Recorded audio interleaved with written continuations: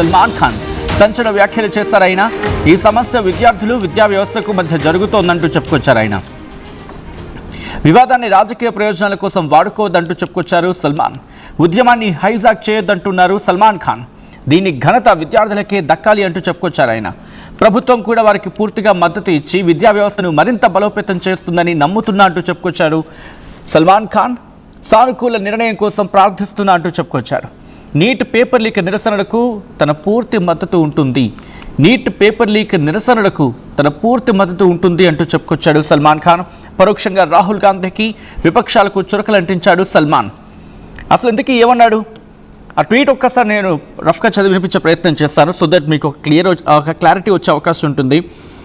ఏమన్నాడంటే, it was a peaceful moment, feel so sad that it had to take a violent turn. My heart goes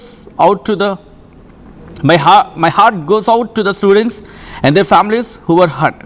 Paper leak is a very serious issue, and I am glad to know and see that the kids of our country have come together for a better educational system and their parents supported them. I truly appreciate the stand they have taken, showing dedication, sincerity and keenness to study and hard and make their future and a greater educated India. This Andolan, this protest is the right way to go about it, and the students have done this peacefully, so courageous and brave. Driven and motivated towards education, this generation will make India proud. This issue is between the students and the education system. ఇక్కడ ఈ line చూడండి, చాలా క్లియర్గా చెప్పుకొచ్చాడు. This issue is between the students and the educational system. It should not be hijacked politically, and the credit should only go to the students of our country. And I am sure the government will also give them all the support and make it a stronger educational system. It's a win-win situation. Hoping and praying for a positive decision. God bless all of you who want to be educated. Education should be the next trend and fashion, and should get trendier and more fashionable year by year. इतना का बाहर से लोग come to India to study and India becomes an educational hub. ఇది సల్మాన్ ఖాన్ చేసిన tweet. దీంట్లో రెండో line ఒకసారి రెండో పేరాలో క్లియర్గా మెన్షన్ చేసుకోవచ్చు. ఏమని?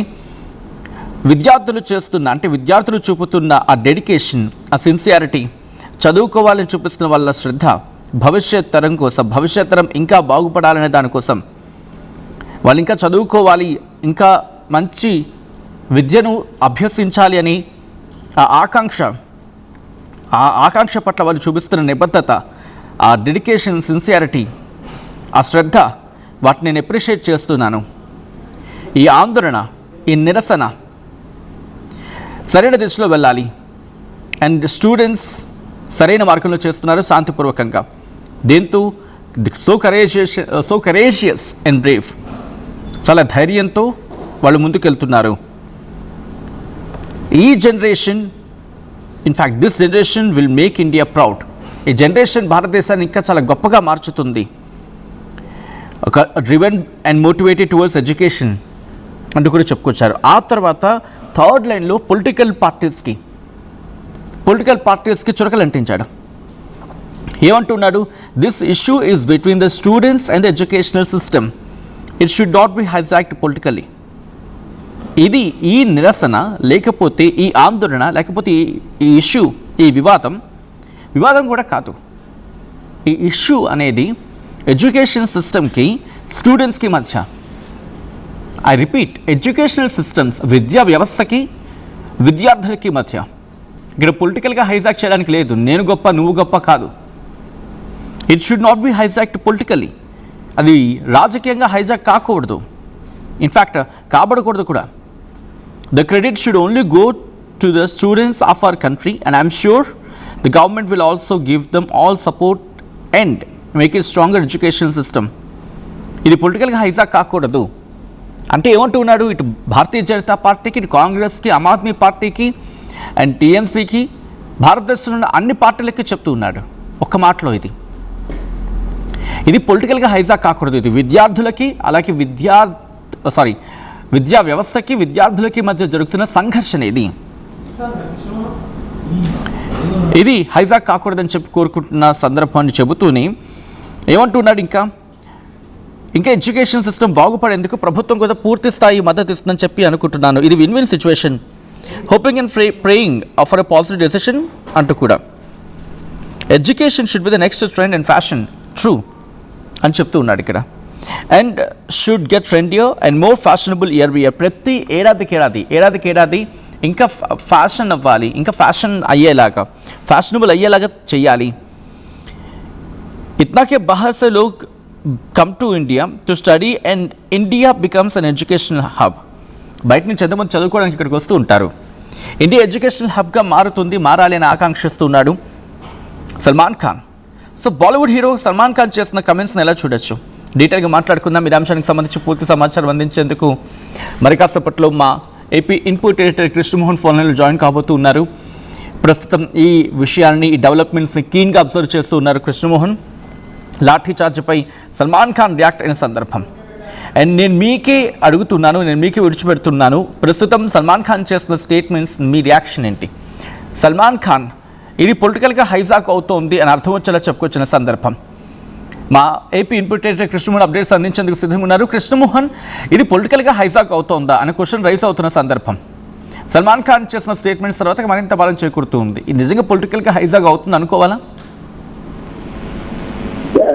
స్థిరంగా ఎప్పుడు లేని సమస్య కొంత తీవ్రతరం మారిందని అనుకోవాలి. ఒకవైపు చాలా మంది బీజేపీ సంబంధించిన నేతలు కూడా ఇండియాలో ఉండి స్టార్లుగా ఎదుగుతున్నారు, వేల కోట్ల వ్యాపారాలు చేస్తున్నారు. మరోవైపు కొత్త ప్రాజెక్ట్స్ నడుపుతున్నారు. కొన్ని వేల కోట్ల రూపాయలకు సంబంధించిన ప్రాజెక్ట్స్ సల్మాన్ ఖాన్ మీద ఇప్పుడు తిరుగుతున్న పరిస్థితి. అంటే ఈ సందర్భంలో ఆయన చేసిన వ్యాఖ్యలు రెండు వైపులా కొంత మనం కామెంట్స్ కానీ చూసుకున్నా కూడా మనకి రెండు వైపులా కొంత క్లియర్ గా సల్మాన్ ఖాన్ ని విమర్శిస్తున్న పరిస్థితిని కొంత చూస్తున్న నేపథ్యం కూడా మనం చూడొచ్చు. సల్మాన్ ఖాన్ చేస్తున్న వ్యాఖ్యల్లో ఒకటి, ఏదైనా నీట్ పరీక్షలకు సంబంధించిన వ్యవహారంలో ఇలా జరగకూడదు అని చెప్తూనే దీన్ని రాజకీయంగా వాడుకునే ప్రయత్నాలు చేస్తున్నారు అంటూ కొంత కాంగ్రెస్ ని విమర్శించే ప్రయత్నం చేయడం. అంటే కాంగ్రెస్ దీన్ని హైజాక్ చేస్తుంది, దీన్ని కంప్లీట్ గా పొలిటికల్ గేమ్ ఎంటర్ అవుతుంది, దీంట్లో ఈ వ్యవహారాన్ని తగ్గించాలి అని చెప్పి ఒక ప్రయత్నం ఏదైతే ఈయన మాట్లాడారో దాని మీద కొంత స్టూడెంట్స్ నుంచి కావచ్చు, సిజేపీ నుంచి కూడా కొంత ఇది కనపడుతుంది. కానీ కాకపోతే కొంత బీజేపీ నుంచి కావచ్చు, లేకపోతే స్టూడెంట్స్ నుంచి కూడా కొంత సపోర్ట్ ఉన్నా కానీ ఇప్పుడు పొలిటికల్ ఎంట్రీ దీంట్లో కాకుండా ఉంది చూసుకుంటే